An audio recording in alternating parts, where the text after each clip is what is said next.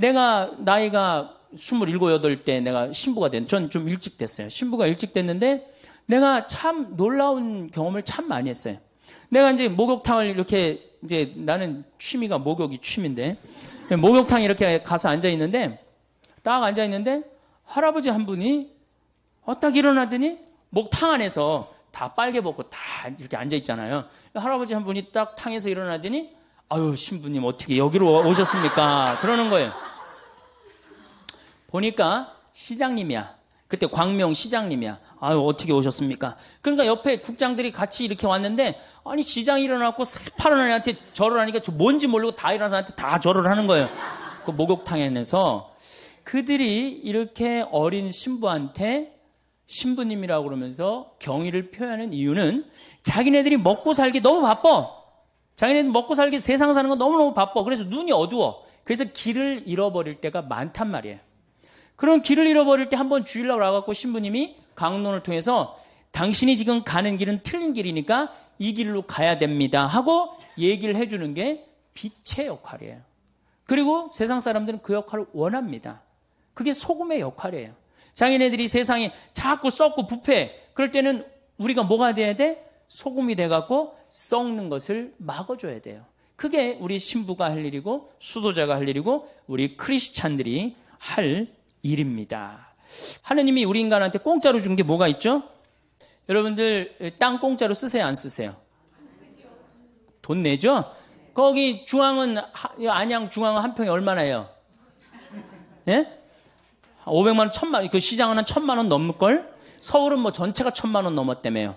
우리 평창은 공짜로 쓰라고 그러는 걸 돈 주고 쓰기 시작하면 스트레스 받기 시작하는 거예요. 우리 평창은 한 평에 5만 원이에요. 그러니까 평창보다 중앙이 200배 멸망에 가까운 동네예요. 뭐하러 거기서 살아? 빨리 땅 팔고 어디로 이사 와요? 평창으로 이사 오세요. 이게 도시에서 많이 떠나면 떠날수록 그 국가는 좋다는 거예요. 그래서 독일, 유럽에서 하는 운동이 어메너티 운동이에요. 어메너티 운동. 시골에 가서 살기 운동이에요. 200만만 빠져나가면 그런 경제학자도 있어요. 200만만 빠져나가면 우리나라 교통 문제 다 해결됩니다. 그 다음에 무슨 학교 문제 다 해결돼요. 서울, 경기도에서 200만만 빠져나가 봐요. 교통이 막히겠어? 뭐가 막히겠어요? 그럼 시골은 시골대로 균형 발전되고. 여러분들 제가 이 평창 영월 정선 다니면서 폐허 많습니다. 폐허가 왜 그렇게 서울로만 몰려가려고 그러는지 이해가 안 돼요. 근데 문제는 우리 흙을 밟아요, 안 밟아요?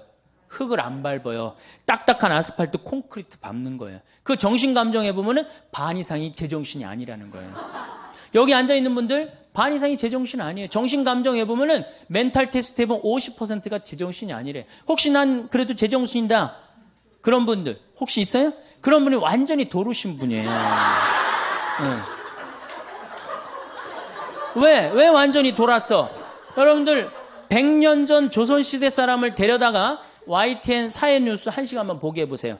그럼 돌 것 같아, 안 돌 것 같아요? 돕니다. 근데 여러분들 왜 안 돌았어? 지금 왜 안 돌아? 그런 거 보고. 벌써 돌아 있는데 뭘 또 돌아. 벌써 돌아 있는데. 그래서 어디로 돌아가야 돼? 자연으로 돌아가야 되는 거예요. 그래서 자연으로 돌아가야 돼. 그래서 제가 생태마을을 꾸미는 이유도 그런 이유 중에 하나예요. 많은 사람들이 와서 우리가 이 가족 피정을 많이 옵니다. 그런데 가족 피정을 오면 너무너무 행복해. 너무너무 행복해요. 그 아이들하고 제가 깜짝 놀란 경험이 있어요. 어떤 경험이 있느냐면은 별똥별을 한 번도 본 적이 없는 거예요. 안양에 200명이 왔는데 18년 동안 이 지구에서 살면서 별똥별을 한 번도 본 적이 없는 거예요. 근데 이제 별자리 관측하는 시간인데 별똥별을 보는데 애들이 미치려고 그러는 거예요. 또 얼마나 아름다워요. 이게 엄청난 우주 공간에서 그 별똥별이 탁 선을 그리고 떨어지는 모습이 얼마나 아름다워요. 저는 너무 행운아 중에 하나인데 이렇게 이제 여름에 이렇게 문 열어놓고 이렇게 자요. 별똥별 타는 소리까지 들려요. 네. 그 정도로 아주 실감 느낀다니까, 실감을. 얼마나 행복한지 몰라요. 그러니까 자연으로 돌아가서 살아야 된다는 거예요. 그런 시간 여러분들 많이 가지시는 게 좋고, 제일 좋은 건 뭐예요? 보따리 싸들고 가는 거예요. 그렇지, 평창으로 이사 오는 거예요. 물론 거기는 연습이 필요하지만은 21세기를 살아가는 우리들이 이제 해야 될 일은 뭐냐? 여성이 주인공이 돼야 돼요. 근데 이 여성이 정신을 못 차리고 있어요. 그냥 자식 서울대학에 들여보내는 게 지상 최대의 사명이야. 우리나라 환경운동 하는 사람들이 굉장히 애를 먹습니다. 왜 환경운동 하는 사람들이 애를 먹느냐면 내가 독일 프라이부르크의 시청에 우리 거기 공부하는 신부가 있어갖고 연락을 해갖고 시청에 연락을 해갖고 환경운동 그 시스템을 다 관람을 한 적이 있어요. 일주일 동안. 전부 다 관람을 했는데 규모가 어느 만한 집이냐면은 한 40평, 한 50평밖에 안 돼요. 근데 환경운동 단체야. 근데 가보니까 후원회원이 40만 명이야. 후원회원이 40만 명이에요. 지금 환경운동연합이 뭐 7만 명인가 8만 명이라는데 그 프라이부르크시 그 근처에 후원회원만 40만 명이야. 누가 다 후원회원 들겠어요? 다 주부들이 드는 거예요. 다 주부들이. 근데 우리나라 주부들은 후원회원 들으라고 그러면 어떻게 해? 애 학원 보내야지, 뭐 아파트 빨리 당첨해야지, 뭐 사회에 관심 있어요, 없어요? 자기 애는 뭐 유학 보내고 몇백만 원, 몇천만 원 하나도 안 아까운데 그거 후원회원 얼마나 해? 5천 원, 만 원 하는 거. 그거 아까워갖고 못 한단 말이에요. 그러니까 사회운동에 참여를 안 하는 거예요. 그러니까 우리나라 환경운동 단체들이 올라가다가 무너지고 올라가다 무너지고 올라가다 무너지고 그러는 거예요. 왜? 언더 베이스가 안 돼 있는 걸. 그러니까 내가 캐나다에 또 그 환경 세미나 한번 참석을 해봤는데 주부들이 아침에 애들 학교 보내고 모여갖고 회의를 하는데 동네 아줌마들이 회의를 어떻게 해요? 야, 우리 꽃길, 애가 이제 수업 끝나고 오는 길에 이 동네에 무슨 꽃이 저기 심어주면 좋고, 저기 무슨 꽃이 심어주면 좋고, 그래서 우리 애가 지나가면서 이 꽃을 보면 이렇게 행복했으면 좋겠다. 그래갖고 다 회의를 해요. 그래갖고 다 회의를 해갖고 돈이 없어. 그럼 시청에 쫓아간대요. 자, 그 길에 지금 이렇게 놓여져 있는데, 니네들이 예산을 지원해주면 우리가 꽃을 다 심겠다. 그래갖고 따져갖고 다 해갖고 꽃을 심는다는 거예요. 그러니까 이게 되는 거예요. 근데 우리는 내 새끼 하나만 공부 잘하면 돼. 내 새끼만 서울대학 가면 돼. 그런데 무슨 꽃길, 여러분들 자녀들이 여러분들 집에 오는데 무슨 꽃이 폈는지, 무슨 나무가 심어졌는지 알아요, 몰라요? 학원 코스는 알아도 거기에 뭐가 심어졌는지 모른단 말이야. 오늘도 황창현 신부님의 말씀을 통해 행복한 노후를 위한 해안을 얻어가시길 바랍니다. 황창현 신부님의 행복 특강 바로 시작하겠습니다. 사실은 왜 교회가 환경운동을 해야 되느냐. 이제 처음에는 뭐 행복이라는 주제로 시작을 했고, 그것도 사실은 다 환경하고 연관이 돼 있어요. 환경 아닌 게 어디 있어요? 환경. 우리가 살고 있는 전체가 환경인데, 그 환경에 대한 변화에 대해서 우리가 교회가 이해하고 그 이해도를 바탕으로 해서 이 세상을 이끌고 나가야 돼요. 그게 이제 종교예요. 종교라는 한자를 보면 마루종의 가르칠 교자야. 그러니까 여러분들 종가댁 그러죠? 최고 높은 집이라는 거야. 종교가 뭐야? 최고 높은 가르침이야. 최고 높은 가르침을 하려면은 어떻게 해야 돼? 모든 걸 이해하고 모든 걸 끌고 나갈 수 있는 능력이 돼야 되는 거예요. 그래서 교회가 이 시대의 징표를 읽는 일, 그건 굉장히 중요한 겁니다. 미국의 초창기의 광부들이 지하 갱도에 들어갈 때 카나리아라는 새를 이렇게 어깨에 얹고 내려갑니다. 지하 갱도에 내려가는 이유가 있어요. 왜냐하면은 지하 갱도에 가갖고 유황이라든가 일산화탄소라든가 아항산가스 냄새를 이게 맡고 얘네들이 픽 쓰러져요. 그럼 광부들이 이게 위험 신호다. 빨리 탈출하자. 그리고 탈출을 한 거예요. 그래서 그 사진, 이 광부들 사진을 보면은 쫙 있는데 꼭 카나리아 사진을 어깨에 딱 있는 그런 광부가 꼭 한 명씩 있어요. 그만큼 카나리아는 뭐야? 생명의 신호야. 생명의 시그널이라는 거지, 시그널. 그러니까 그렇게 예민한 새가 있어야지 어떻게? 생명이 보호되는 거야. 그 공동체가 보호되는 거야. 그럼 지구라는 이 공동체, 카나리아는 누가 해야 되느냐? 당연하죠. 우리 교회가 해야 되는 거예요. 교회가 생명의 시그널이 돼야 돼요. 그래서 우리 예수님 너무 멋있죠. 참 기가 막히죠. 산상설교 하시죠. 마태오복음 5장부터 8장까지가 산상설교예요. 그 갈릴레아 호수가 쫙 내려다 보이는 데서 정말 아름답죠. 이제 해가 지고 더위가 싹 가실 때 사람들을 딱 앉혀놓고 당신이 설교를 하십니다. 거기에 처음으로 하신 설교가 뭐냐면은 진복 8단이에요. 마음이 가난한 사람 행복해라. 마음이 온유한 사람 깨끗해라.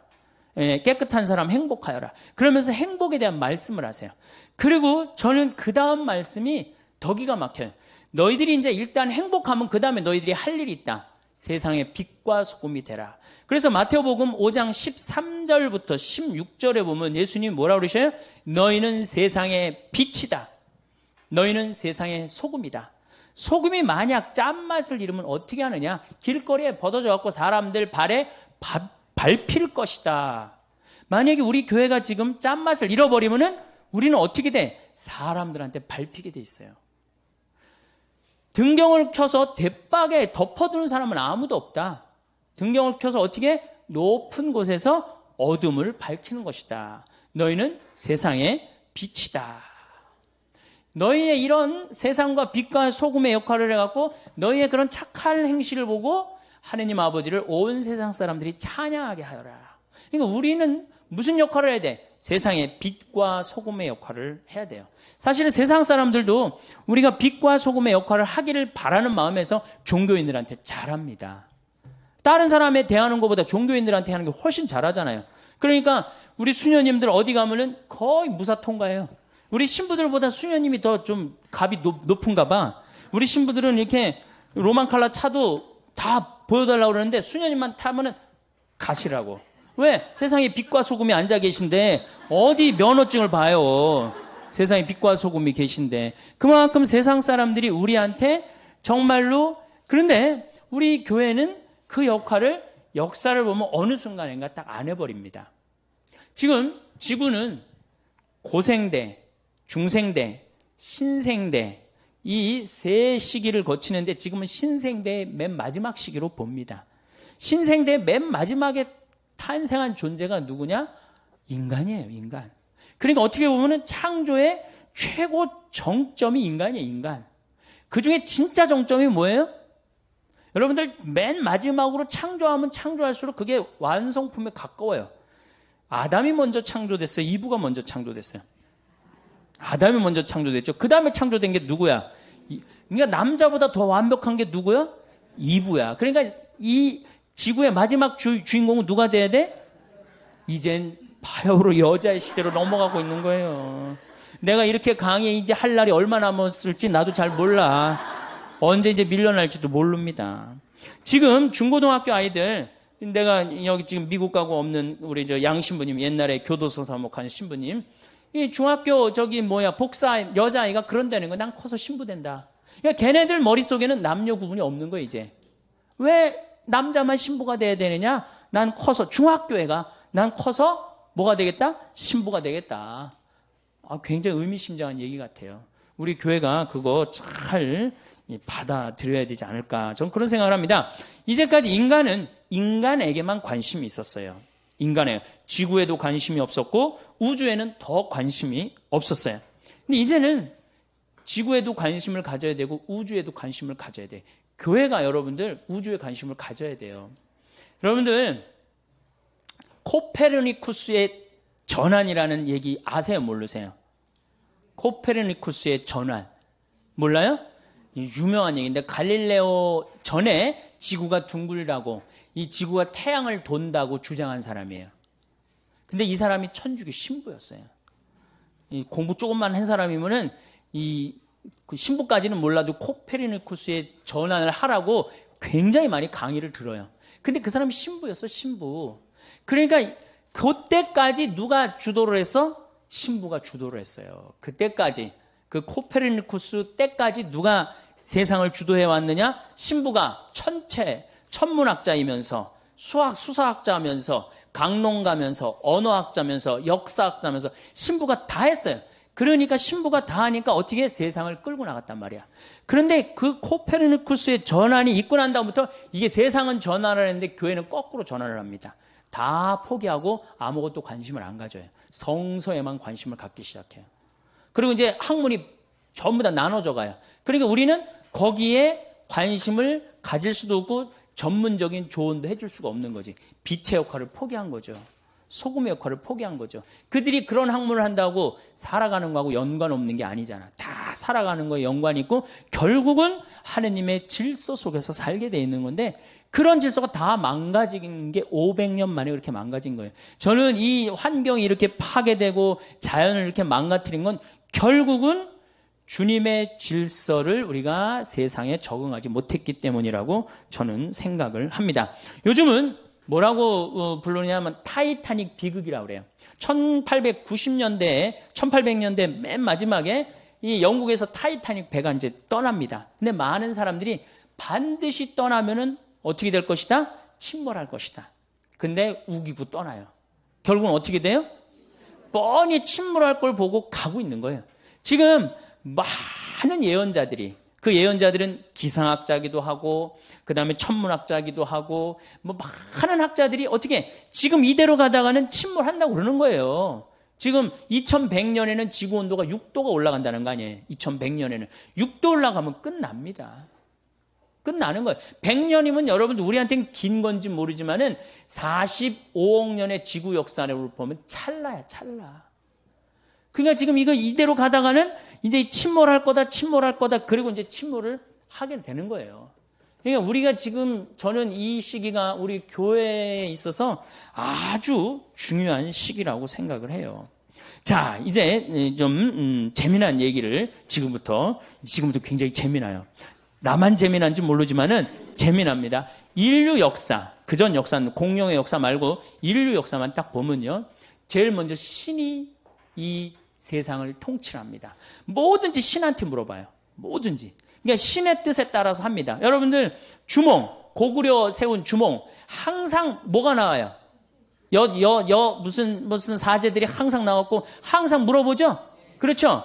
그만큼 고구려 시대만 해도 누구 중심이야? 신 중심이에요. 태왕사신기, 전 많이 못 봤는데 태왕사신기도 전부 다 누구의 뜻을 실현하려고 그래? 신의 뜻을 실현하려고 그러는 거예요. 그러니까 처음에는 모든 우리나라뿐만 아니라 다른 모든 나라가 다 누구의 뜻에 의해서 인간이 움직였어요? 신에 의해서. 그러니까 인간은 신에 완전히 구속돼 갖고 신의 뜻에 따라 살았어요. 그러다가 아니지. 이 신이 뭐 우리한테 모두 이렇게 다 지배를 할 수 있나? 우리가 이 왕으로 한번 가보자. 그래갖고 신으로부터 해방하기 시작해요. 누가 이제 중심이 돼? 왕이 이제 중심이 되기 시작해요. 왕. 그래갖고 이제 파라오 같은 경우는 지가 신이라고 그래. 사람이면서도. 그래갖고 이집트 모든 사람들이 노예가 돼버리잖아요. 왕에. 왕에 다 귀속이 돼요. 그러니까 그때는 뭐 자유인이든 노예든 거의 자유가 없었어. 다 왕 중심으로. 그냥 왕이 죽자 그러면 다 같이 죽어도 아무 상관없는. 그러니까 그때는 인간 대접 못 받았던 거죠. 왕이 중심이 되다가 그 다음에는 이제 누가 중심으로 되냐면 영주 중심으로 이제 분권화가 됩니다. 영주들이 딱 이제 권력을 쥐기 시작해요. 그러면서 이제 왕은 이제 좀 위력이 좀 많이 떨어지죠. 어느 영주, 우리가 말하는 백작, 공작 뭐 이런 그런 이제 영주들 중심으로 쫙 돼요. 그래서 굉장히 또 많이 권력이 어떻게 돼? 많이 분산됐죠. 아니 신에서부터 왕으로 분산되다가 왕에서 영주로 분산되니 얼마나 많이 분산이 된 거예요. 영주로 내려가는데 이제 그 다음에 누구한테로 내려가냐면 사장한테 내려가요. 부르주아한테 내려가는 거예요. 돈 많은 사람한테 많은 자유가 생기기 시작합니다. 돈 많은. 그래갖고 이제 1800년대부터 누가 완전히 정말 실권을 잡아요. 공장 운영하는 사람들. 이런 사람들이 완전히 팔자 피는 거죠. 그 공장 운영하는 사람 한둘이야? 엄청나게 또 많은 사람들이 자유를 누리기 시작을 해요. 그걸 보더니 가만히 있더니 이제 내려올 때까지 다 내려왔어. 사장, 평민까지 다 내려와서 평민 중에 돈 많이 버는 사람까지 내려왔잖아요. 그러다 보니까 이 프로레타리아, 노동자들이 니네만 사람이냐? 우리도 사람 대접을 좀 해야 되겠다. 그리고 들고 일어나는 게 공산혁명이에요. 이거는 공산혁명은 단순히 무슨 다 잘 먹고 잘 살자가 아니라 남자의 해방을 얘기합니다. 노동자의 해방에, 남자의 해방인 동시에 누구의 해방이야? 노동자의 해방이에요. 그러니까 엄청나게 많은 사람들이 이제 자유를 얻었지. 그렇죠? 이제 그리고 난 다음에 이제 민주주의가 시작된 거. 민주주의가 시작되면서 아직 해방되지 못한 세대가 나옵니다. 누가 나와요? 여성이 해방되지 못해요. 그렇죠. 다 해방됐는데 왕으로부터 해방되고 영주로부터 해방되고 사장으로부터 해방되고 이제 남자로부터 이제 해방되려고 그러는 이제 유일한 이제 층이 누구야? 여자들이 이제까지는 성적인 도구로 전락했는데 이제는 우리도 세상의 주인공이다. 하늘에 계신 우리 엄마다. 이러면서 여자의 해방이 이제 온 세상에 그러니까 대통령들이 여자 대통령이 얼마나 많이 나오고 있어요, 지금. 지금 북미만 여성 대통령이 안 나왔어요. 북미만. 많은 대륙 중에 북미만 여성 대륙이 안 나왔어요. 이번에 뭐 힐러리 클린턴이 뭐 되려고 그러는데 내가 똑 떨어졌어요. 그래서 북미는 조금 나중에 또 뭐 나오지 않을까 그런 생각이 드는데, 그러니까 이제 여성 대통령이 나올 정도가 됐으니 이젠 누구든지 해방이 된 거예요? 여성이 해방된 거예요. 자, 그러면은 인간의 역사를 가만히 들어보면은 왕시대, 노예 있었죠. 제가 요즘 박경리 씨 토지를 21권을 전권을 다시 이제 읽고 있는데 정말로 인간 대접 못 받은 사람 너무 많아요. 종들. 그렇죠? 지금 종 있어요, 없어요? 지금도 물론 못 먹고 못 사는 사람들 있죠. 하지만 그런 큰 역사의 줄거리에 보면 지금 지금 여자들이 이 시간에 어딜 지금 나와갖고 강의를 듣고 있어. 시대가 완전히 많은 사람들한테 자유로워진 거예요. 점점 시대는 망가지는 게 아니고 역사로 보면 성숙돼 가고 완성돼 가는 거예요. 이게 오메가 포인트라는 거예요. 그리스도 오메가 포인트로 간다는 거예요. 테이야르드 샤르댕이라는 우리 환경을 이렇게 공부하는 신부들한테 최고로 유명한 사람은 테이야르드 샤르댕이라는 신부님이에요. 두 번째로 유명한 신부는 토마스 벨이라는 신부님. 지금도 토마스 벨이라는 신부님 캐나다에 있어요. 내가 97년도에 토론토 그 세미나 참석을 해갖고 그 할아버지를 만났어요. 지금 90이 훨씬 넘었는데 정말로 겸손하고 정말로 저분은 정말 동양적인 사고를 갖고 있구나 그런 생각을 했어요. 얘기를 조금 해보는데 영어를 제대로 알아듣지도 못하는데 그 설명을 참 잘하시면서 난 화장실에서 만났어요. 화장실에서 만나갖고 난 한국에서 온 신부인데 당신을 너무너무 존경한다. 왜냐하면 그분이 그때 지구를 움직이는 500인에 선정이 됐었거든요. 그래서 아주 만날 수 있는 영광이 있었죠. 어쨌든 그 역사로 본다면 지금은 어때? 모든 사람들이 자유를 선택할 수 있고 노예가 아닌 상태 지금 지구의 역사는 발전하고 굉장히 좋아진 시대예요. 사실은. 그런데 너무 좋아지다 보니 지금 어떤 결과가 나오냐. 인간이 이제 내가 아까 너무 앞서 나가듯이 인간도 너무 앞서 나가는 거예요. 그래서 누구를 착취하느냐? 자연을 착취하고 있는 거예요, 지금. 그래서 이제 자연을 착취하게 되면은 인간까지는 해방이 됐는데 누가 해방이 못 된 거예요? 자연이 해방이 못 된 거예요. 그래서 이 자연의 해방을 위해서 결국은 누가 애를 써야 되냐? 우리 인간이 애를 써야 되고 그다음 맨 마지막에 온 누구? 여성이 앞장서야 된다는. 그래서 환경운동은 사실은 여성 환경운동가들이 굉장히 레이첼 카슨이라고 여러분들 침묵의 봄 쓴 분 계시죠? 여성이죠. 그 다음에 제가 말한 테오콜 분도 여성이에요. 그러니까 여성 환경운동가들이 굉장히 남성보다는 여성이 훨씬 섬세하고 자연 친화적이라고 그래요. 그래서 우리 교회도 나는 여성을 많이 키워야 되지 않느냐, 환경운동에. 그래서 여성들이 많이 나오길 바라요. 신부들이 막 나서는 것보다도 여성들이 나서는 게. 그리고 이제는 신부에 의존하는 시대는 끝났어요.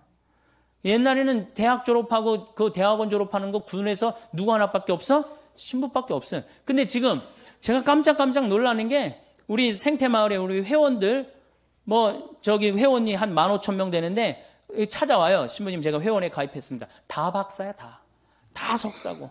그런데 관심 있는 사람들이 다 박사고 석사예요. 그러니 신부보다 훨씬 전문적인 지식을 갖고 있는 사람들 아니에요. 이제는 협조의 시대. 그래서 이제는 테크놀로지, 하이 테크놀로지 그러잖아요.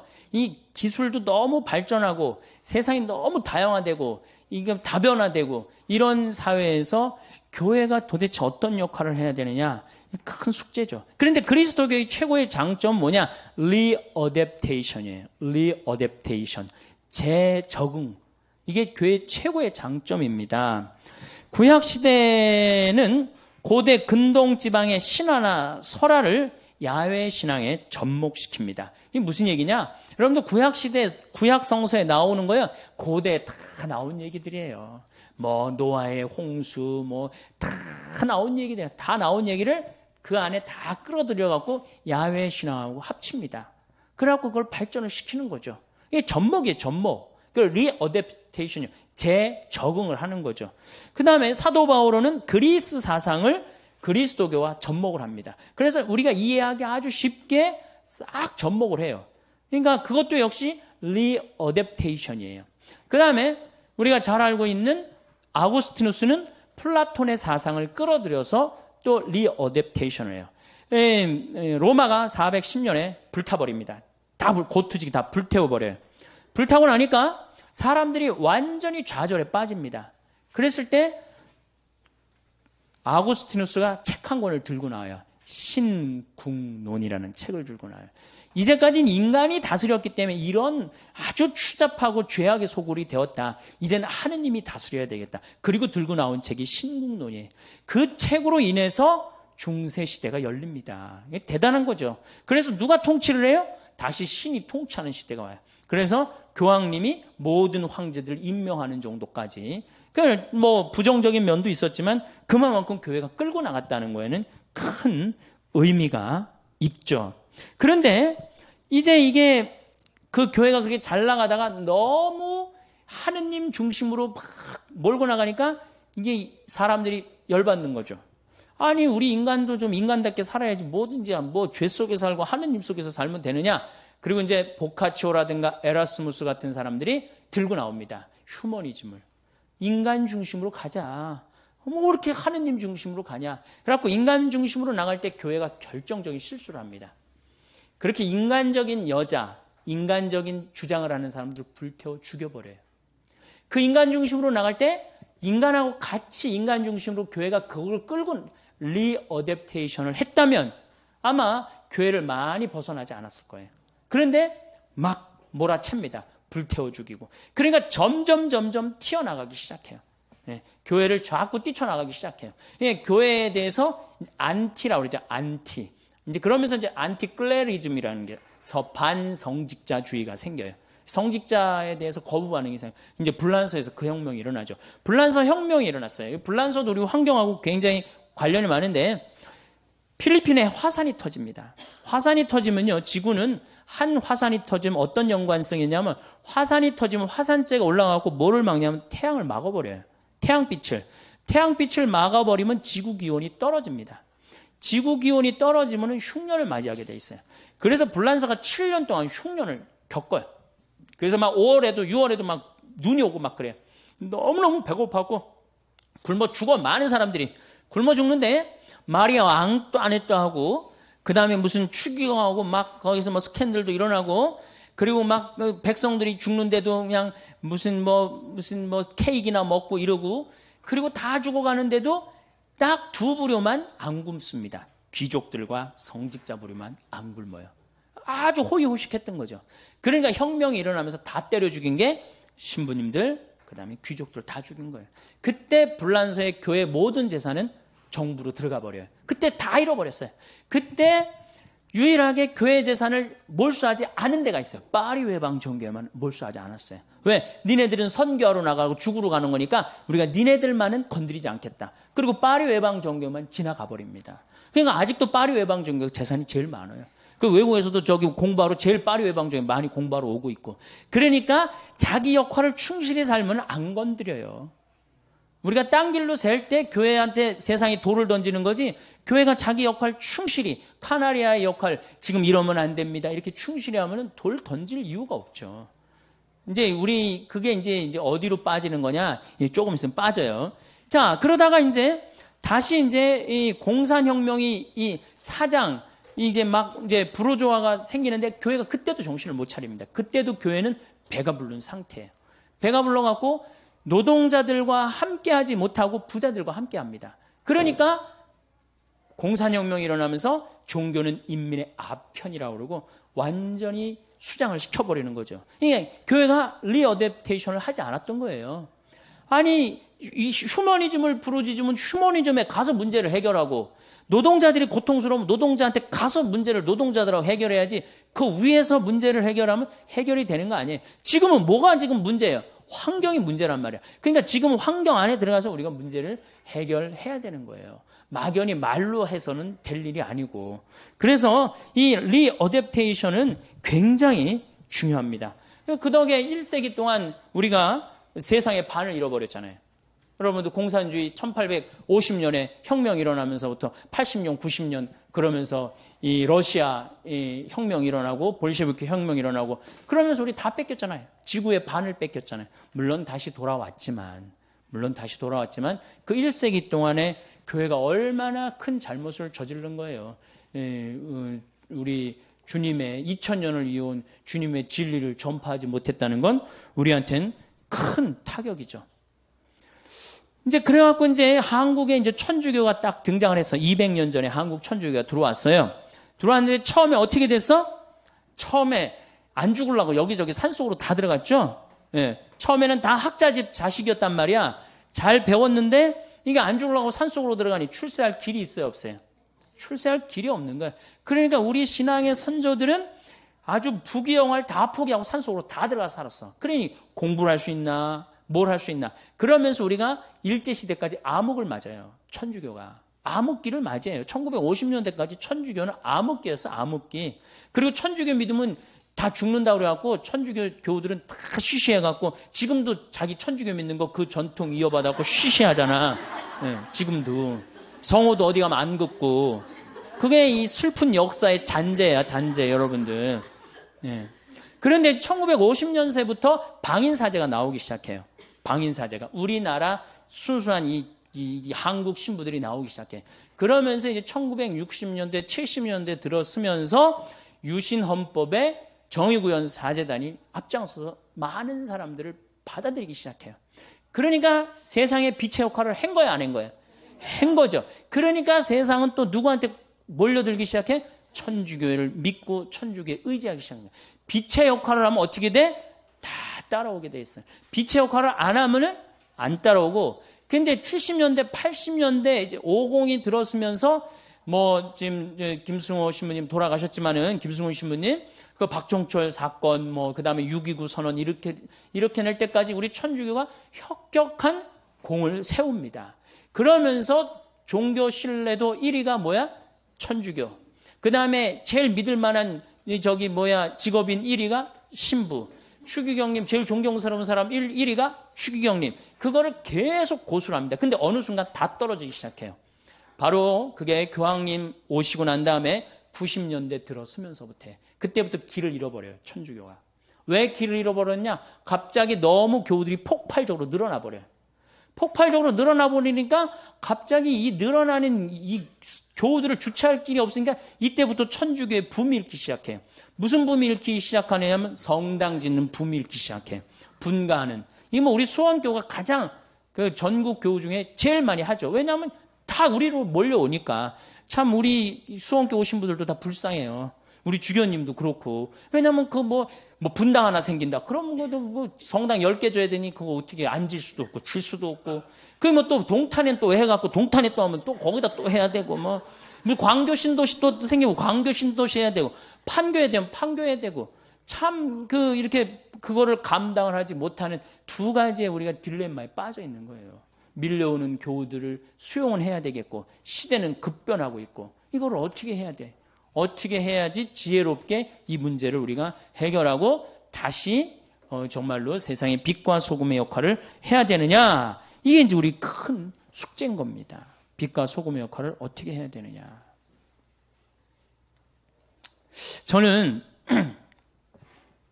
제일 천주교의 불만이 뭐냐면 띠두르고 선교하러 나가는 게 제일 불만이에요. 띠두르고 길거리에 나가고 이른 양 찾기, 새 양 찾기, 헌양 찾기 뭐 이런 양 찾기 운동 하잖아요. 물론 나름대로 의미가 있고 결코 헛된 일은 아니라고 생각해요. 그런데 문제는 이런 양을 찾고 새 양을 찾고 헌양을 다 찾아갖고 들어왔어. 들어왔더니 맨날 성당 분가해야 된다. 그리고 이른 양, 새 양, 헌양이 막 길거리에서 찾을 때 뭐가 있는 줄 알았더니 얼마나 쌀쌀 맞아. 천주교우들 쌀쌀 맞아 안 쌀쌀 맞아요? 쌀쌀 맞자. 개신교는 가면 막, 아유, 새로 오셨다고 그러고 막, 그럼 올 땐 뭐 띠두르고 막 오시라고 그러고 가보니까 아무도 아는 체 있는 사람이 하나도 없어. 어느 정도로 우리 천주교 교우들이 쌀쌀 맞으냐면은 내가 그 안양 비산동 성당 보좌 신부할 때 형제 하나가 교리를 너무너무 열심히 받는 거예요. 그런데 하루는 술을 먹고 날 찾아왔어요. 신부님 세상에 이럴 수가 있느냐고. 왜 그러냐 그랬더니 마누라가 자기가 성당 나오는 게 소원이라고 10년 동안을 빌었대요. 그래서 이제 성당 그래도 마누라를 위해서 큰 선심 쓰고 성당에 나왔대요. 성당에 나왔는데 기도문을 가르쳐 주는 놈도 없고, 언제 일어나는 건지 언제 앉는 거 가르쳐 주는 놈도 없고, 그리고 이제 사도신경이라는 걸 이제 하려고 이제 했는데 그거 긴 걸 어떻게 외워? 그래서 이제 같이 마누라 기도문하고 하려고 그랬더니 마누라가 이렇게 감추더래요. 좀 같이 보고 하자 그러니까 부인이 하는 얘기가 나도 처음에 그렇게 배웠으니까 당신도 그렇게 배우라는 거야. 자기도 처음에 이렇게 눈 넘어 배웠다는 거야. 대충 눈치로 때려잡아서 배웠다는 거야. 누구 하나 자기를 인도해 준 사람이 아무것도 없는 거야. 자기도 이렇게 힘들게 배웠으니까 너도 힘들게 배워라 이거야. 이렇게 힘들은데 들어와 갖고 이른 양, 헌양, 쎄양 찾으면 뭐하냔 말이야. 막상 들어와 보면 황량한데. 그러니까 교우들의 25%만 주일미사를 참여를 하고 75%가 성당에 안 오는 거예요. 내적 쇄신이 더 중요한 겁니다. 내적으로 빨리 쇄신을 하고 정말 우리 교회의 체질을 제가 그래서 항상 하는 얘기가 섬겨라. 이 섬김의 문화가 무너졌기 때문에 교회의 본래 모습이 없어진 거예요. 예수님이 나는 어제 복음에도 그랬잖아. 난 섬김을 받으러 온 것이나 제자들이 길거리에서 막 싸우고 뭐 네가 높은 자리에 올라갈 거냐 내가 높은 자리에 올라갈 거냐 그러니까 예수님 얼마나 속 터지겠어요. 그래도 그때 얘기 안 하고 다시 이제 다 싸우고 난 다음에 불러갖고 높은 자리는 하느님이 결정하는 거란다. 사실 나도 높은 자리에 올라온 게 아니고 섬기러 온 거다. 어느 정도까지 하려고 왔느냐 난 죽어서까지 섬기려고 온 거다. 그렇게 애절하게 말합니다. 그러니까 본질은 교회의 본질은 뭐예요? 섬기는 거예요. 섬기는 걸 하지 않으면은 아무리 이른 양, 쎄양, 헌양 찾아와 보십시오. 소용없는 거예요. 이게 막 여러분들만 들어야 될 문제는 아니야. 우리나라 모든 여성들이 그렇게 변화가 된다면 저는 대한민국처럼 살기 좋은 나라가 어디 있어요. 지진이 일어나나 태풍이 오기를 하나. 여러분들 일본은 1년에 태풍이 15개, 20개 가요. 근데 우리나라는 하나, 재수 좋으면 안 오는 해도 있어요. 작년에도 다 스쳐 지나갔어요. 제주도 스쳐 지나가고. 하나 오면 하나 들어오는 거죠. 근데 그냥 일본, 중국, 대만 맨날 태풍 지나갑니다. 그 태풍이 오나 지진이 있나 얼마나 살기 좋아요. 국민들 똑똑하고 물건 잘 만들고 수출 잘하고. 그런데 여성들이 이런 내가 이 사회의 변화의 주체 세력이다. 주부들이 내 변화의 주체 세력이다. 이런 생각을 하고 이걸 끌고 나가야 되는데 여성들이 그런 생각을 못하는 거야. 아직도 남성 위주의 사고방식을 갖고 있는 거예요. 아직도. 그러니까 이걸 빨리 탈피하십시오. 그래서 우리 신부들도 좀 놔주고 좀 여자도 좀 신부가 좀 돼갖고 좀 이렇게 이렇게 좀 잘 해봐요. 좀 어떻게.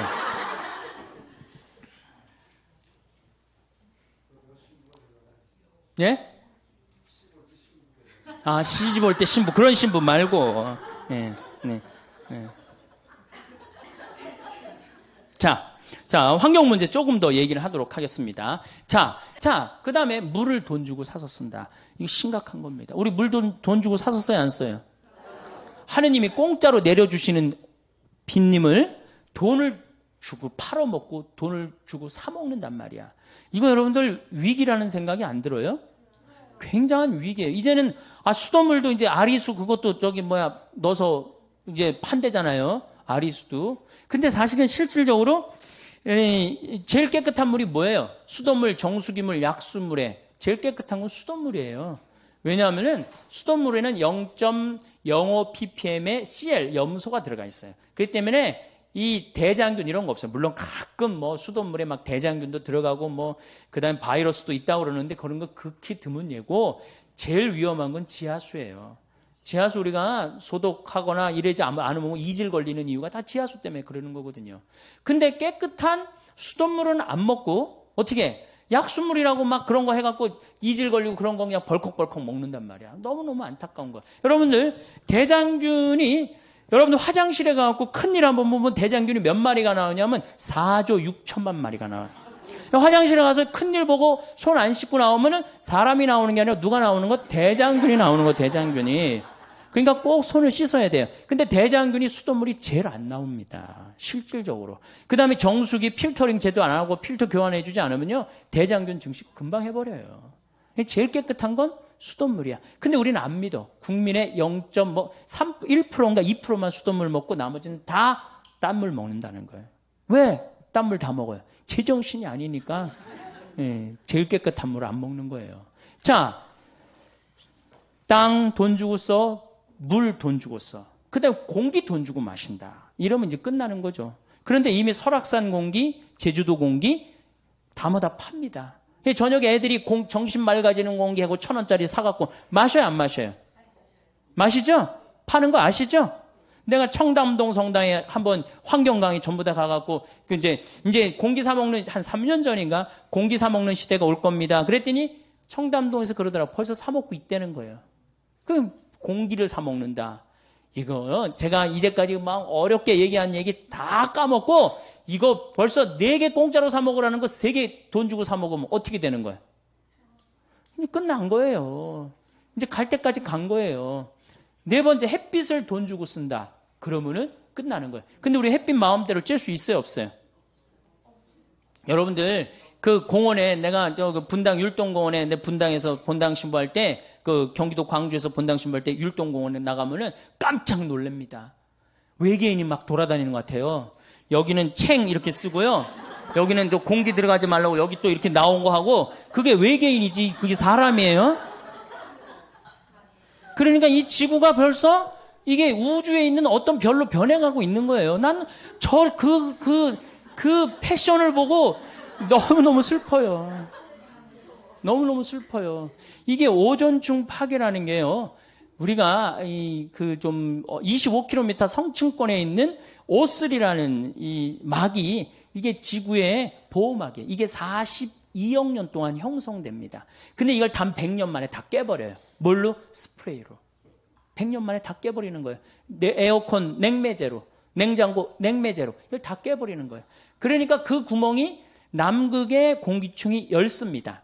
그러니까 남극이면 호주하고 뉴질랜드에 그 구멍이 뚫려버린 거예요. 거기에 피부암 환자들 많고 거기에 양들이 눈 멀어갖고 죽어갖고 그 양들 껍데기는 전부 다 벗겨갖고 양모로 쓰고 살은 전부 다 어디다 보냈어?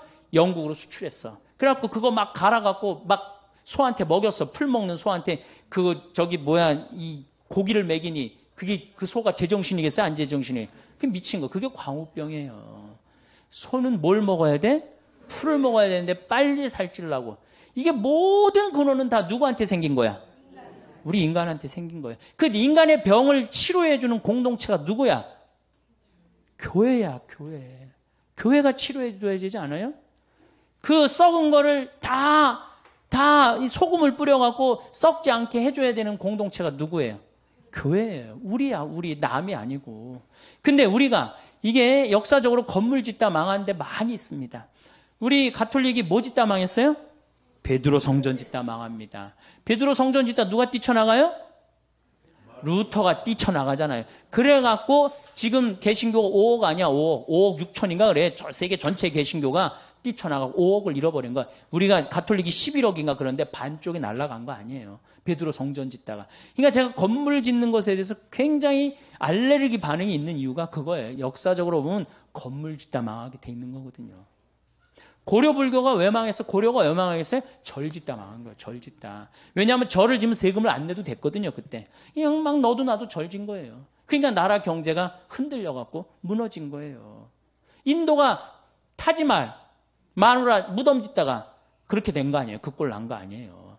그러니까 건물을 크게 짓는 건 자랑스러운 일이 아니에요. 건물을 크게 짓는 건. 이게 건물을 크게 짓다 보면은 정신이 황폐해집니다. 정말 우리가 필요한 건 뭐야? 정신적인 성전이 필요한 거야. 46년 만에 지은 성전을 예수님께서 과감하게 허물라고 그러잖아요. 그리고 며칠 만에 짓겠다고 그래요? 3일 만에 짓겠다. 그게 살아있는 사람이라는 거야. 사람이 정신이 살아있으면 그게 곧 성전이고 그게 곧 세상의 빛이고 그게 곧 세상의 소금인 거예요. 이제 우리가 빛의 소금의 역할은 환경을 보존함으로써 자연 질서를 보존함으로써 생명 질서를 보존함으로써 그건 이루어지는 겁니다. 우리 사회복음학교 학생들 이 학교 졸업하고 단순히 학교 졸업했다 이걸로 끝내실 거리 아니라 여러분들이 이 학교를 졸업하고 이제 나가갖고 주위 사람들한테 이 말을 얘기를 해줘야 돼요. 그게 바로 세상에 빛이 되는 일이고 소금이 되는 역할이에요. 우리 천주교는 지금 주교의 환경위원회 있어요. 그래갖고 아주 열심히 지금 해요. 우리 원주교구 이동훈 신부가. 또 우리 농촌 살리기 운동본부가 우리 농촌 살리고 있잖아요 지금. 정말로 그때 94년도에 우루과이인드 나온다 그럴 때 정말로 뜻있게 했단 말이야. 그러고 난 다음에 대구에는 정홍교 신부가 또 열심히 푸른 평화라는 거 하고, 그 다음에 그냥 정의로운 일이라면 물불 안 가리고 전라도에는 문기원 신부님이 또 열심히 하고, 우리 천주교에도 나름대로 열심히 하는 사람들이 있어요. 그럼 여러분들이, 그럼 우리는 뭘 해야 되냐? 그런 분들을 후원하는 거예요. 후원하고 함께하고 동참하고, 그럴 때 우리가 세상에 빛과 소금의 역할을 하고 결국은 진리가 선포되는 곳에 사람들은 모이게 돼 있습니다. 그러면 선교는 자연히 저는 잘 이루어지리라고 믿습니다. 말년에 불행하지 않으려면 어떤 말을 조심해야 할까요? 그래서 오늘은 나이가 들수록 조심해야 하는 말에 대해서 말씀드리려고 합니다. 이런 말 버릇만 조심하신다면 말년에도 운이 살아나고 편안한 노년을 보내실 수 있으실 겁니다. 말년운을 달아나게 만드는 말 첫 번째는 나의 약점은 절대로 말하지 마세요. 우리는 인생을 살면서 수많은 사람들과 만나고 또 헤어지곤 합니다. 그중 일부와의 관계가 깊어지면서 나 자신의 약점이나 과거의 잘못된 일을 호기롭게 털어놓곤 합니다. 힘들 때 누군가에게 이야기해서 공감이나 위로받고 싶은 마음이 들지요. 말하고 나면 왠지 조금은 속이 후련해진 기분이 들기도 합니다. 하지만 그때뿐이란 것과 왠지 모를 공허함이나 찝찝한 기분을 느낀 적이 있으실 겁니다. 그렇기 때문에 힘든 이야기는 하지 않는 것이 좋습니다.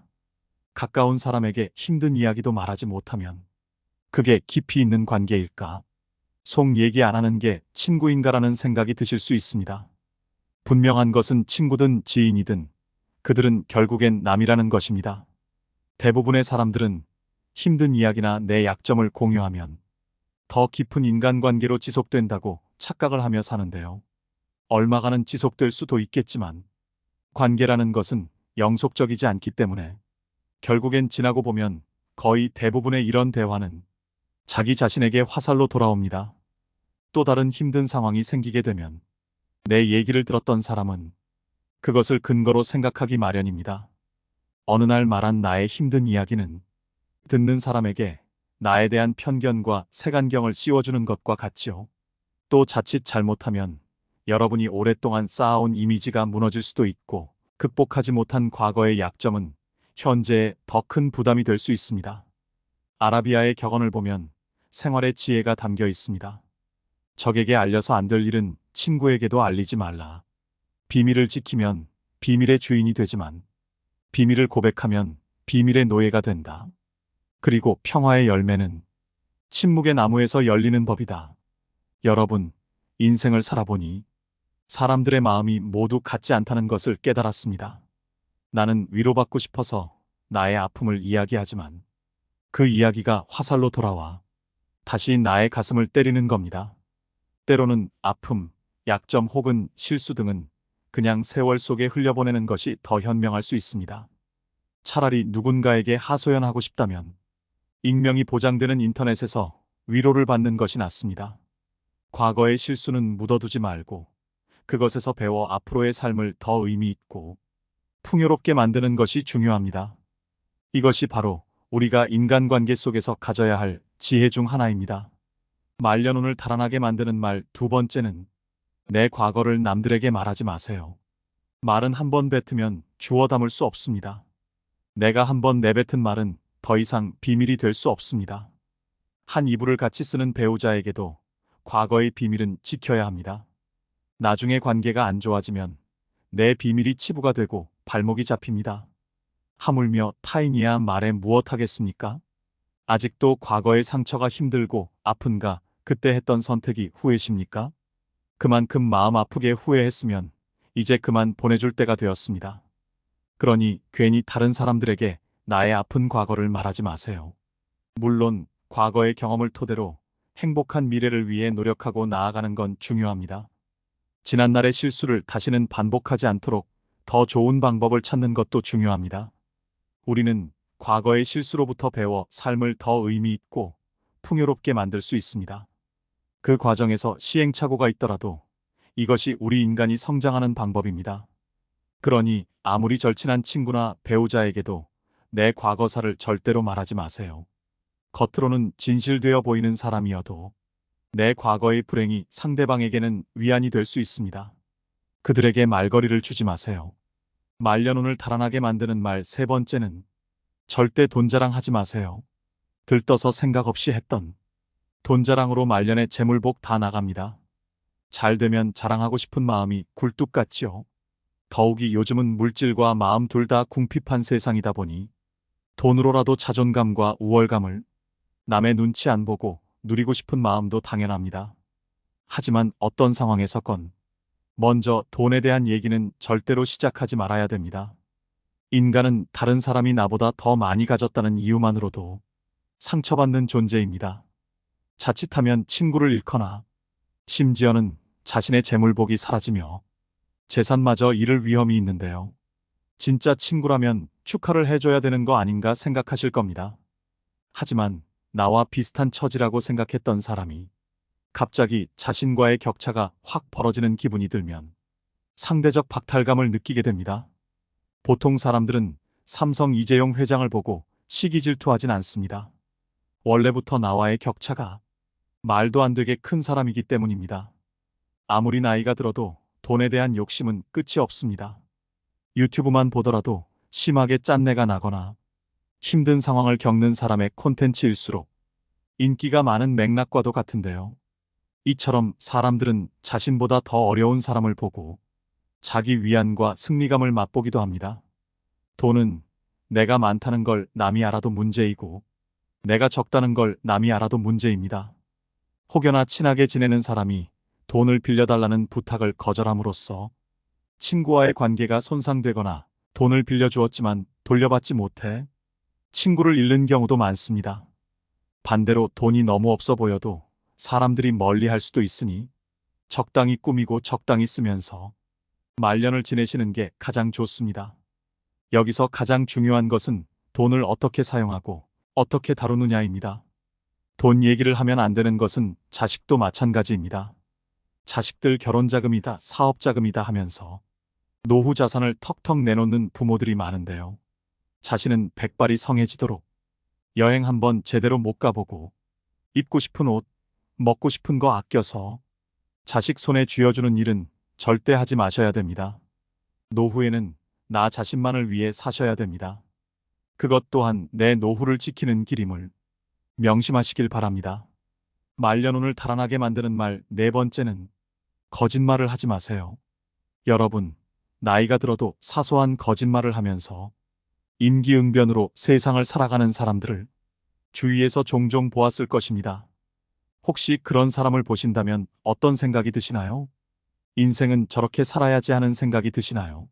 아니면 왜 나이 먹고 저렇게 살고 있을까 하는 생각이 드시나요? 거짓말이 정말 큰 사기만 해당되는 것이 아닙니다. 아주 사소한 이야기라도 이것이 버릇이 된다면 정말 신뢰가 없는 사람이 될 것입니다. 어쩌다 상대와의 대화에서 말문이 막혀 거짓말을 하게 되는 경우도 있습니다. 또 어떤 상황을 회피하기 위해 거짓말을 하는 경우도 있죠. 하지만 지나고 보면 숨기고자 했던 모든 것이 다 탄로가 나고 사소한 거짓말에서 시작한 행동을 감추기 위해 걷잡을 수 없이 더 큰 거짓말을 하게 되는 경우도 허다합니다.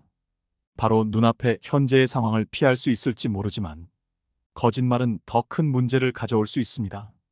자신이 잘못한 상황이라면 정직하게 실수를 인정하고 사과하는 것이 중요합니다. 부처님 말씀에 내가 남에게 받고 싶은 대로 남을 대접하라고 했습니다. 내가 다른 사람에게 신뢰받고자 한다면 나 스스로 먼저 신임을 줄 수 있는 사람이 되어야 합니다. 그래야 말년에도 귀인을 만나 뜻밖의 기회가 생길지도 모를 일입니다. 말년운을 달아나게 만드는 말 다섯 번째는 나의 목표를 말하지 마세요. 여러분은 자신의 목표를 다른 사람에게 말하고 계신가요? 아무리 말년이라도 나의 긍정적인 목표를 굳이 남에게 말할 필요는 없습니다. 같은 목표를 가진 사람이 아닌 이상 부정적인 반응을 듣기 쉬운데요. 사람들은 훈수 두는 것을 좋아합니다. 나이 들어서 무슨 목표냐? 그냥 살던 대로 살지라고 속으로 생각할 수 있습니다. 이처럼 목표를 말하는 것은 훈수 두는 사람들에게 좋은 먹잇감이 되는 것입니다. 또한 여러분이 목표를 이루어도 대부분의 사람들은 질투심을 느낍니다. 사촌이 땅을 사면 배가 아프다는 말이 있듯이 부러워하면서도 시기와 질투를 하게 되는데요. 그래서 그렇게 친하지 않은 사람들에게 목표를 말하는 것은 대체로 좋지 않은 결과를 가져옵니다. 나의 목표를 듣고 진정으로 응원하고 같이 나아갈 수 있는 사람들에게만 여러분의 목표를 나누는 것이 현명합니다. 여러분의 꿈과 목표는 소중하므로 그것을 함부로 다른 사람들에게 말하지 않고 자신의 길을 묵묵히 걸어가는 것이 중요합니다. 노년에 조용히 혼자 그동안 해보지 못한 나만의 버킷리스트를 하나씩 성취하면서 행복을 느끼는 것이 인생 말년의 낙인 것입니다. 성공하고 나서 말해도 늦지 않습니다. 한없이 흔들리는 세상에서 흔들리지 않기 위한 유일한 방법은 눈을 감고 귀를 막고 오감을 고요히 하는 것입니다. 그래야 말년이 편안해집니다. 말년운을 달아나게 만드는 말 6번째는 다른 사람의 단점을 말하지 마세요. 우리는 살면서 남의 이야기를 많이 하고 삽니다. 그리고 남의 약점을 이야기하는 것이 좋은 일이 아니라는 건 누구나 다 알고 있지요. 하지만 우리가 살아가면서 어떻게 남 이야기를 안 하고 살 수 있을까요? 세상 돌아가는 이런저런 이야기를 어떻게 안 하고 살 수 있을까요? 하지만 그럼에도 우리가 남의 이야기를 쉽게 하는 것을 조심해야 합니다. 남을 헐뜯는 사람은 세 사람을 죽인다고 했습니다. 자신을 죽이고 듣는 사람을 죽이고 비난의 당사자를 죽이는 것입니다. 다른 사람들과 누군가에 대한 비난을 같이 하게 되면 그 순간에는 그들이 나와 한편인 듯 느껴지지만 결정적인 순간에는 결국 서로를 의심하게 되는데요. 이로 인해 신뢰가 요구되는 좋은 기회들이 내게 왔을 때 놓치게 될 것입니다. 여러분들 주변에 기적적으로 내가 한 이야기를 무덤까지 가지고 갈 사람이 있다면, 남에게 절대로 말하지 않을 사람이 있다면 괜찮겠지만, 그렇지 않다면 부디 남의 단점에 대해 입에 올리지 않는 게 좋겠습니다. 물론 남의 비밀과 사생활은 무엇보다 흥미로울 수 있는 이야기이지만 내가 그것을 이야기하는 재미에 너무 빠진다면 자칫 입이 가벼운 사람으로 오해를 받을 수가 있습니다. 그리하여 내가 어려울 때 곁에 있어줄 사람이 없어질 수 있으니 남의 이야기, 특히 남의 단점을 이야기할 때는 신중을 기하심이 어떨런지요. 말년운을 달아나게 만드는 말 7번째는 남들에게 절대로 생색내지 마세요. 은혜를 베풀었으면 보답을 바라지 말고 남에게 주었으면 뒤에 후회하지 마세요. 입만 열면 자랑하고 생색내는 사람이 있습니다. 자랑 같지 않은 것도 자랑하는가 하면 대화가 안 통하는 사람도 있습니다. 생색내는 사람과 같이 있을 때 피곤하고 스트레스를 받았던 경험이 다들 있었을 것입니다. 불교에서는 보시라는 단어가 있습니다. 보시는 은혜를 많이 베푸는 것을 뜻합니다. 내가 다른 사람들에게 베풀면 베풀수록 그 복은 몇 배로 나에게 크게 돌아옵니다. 내가 설령 그 복을 받지 못해도 내 자손에게라도 복이 가게 됩니다. 그런데 이런 복에도 조건이 하나 붙습니다. 남에게 베풀었다면 생색내지 말고 베푼 일을 잊어버려야 한다는 것입니다. 친구와 같이 밥과 술을 먹었는데 친구가 밥값을 놓고 와서 내가 밥값을 내야 할 때도 있을 것입니다. 평소에 친구가 밥값을 놓고 온 적이 없었다면 생색내지 말고 하루는 그냥 내가 밥을 사주면 됩니다. 다른 사람에게 착한 일을 했더라도 자랑하지는 마세요. 선행을 했다면 내 마음 안에서만 느끼며 굳이 타인에게 밝히지 않아도 됩니다. 내가 진실한 마음으로 착한 일을 했다면 그것만으로도 차고 넘치고 충분합니다. 설행을 베푼 이후에는 남들에게 자랑하지 말고 내 행동의 의미를 느끼며 스스로에게 만족하세요.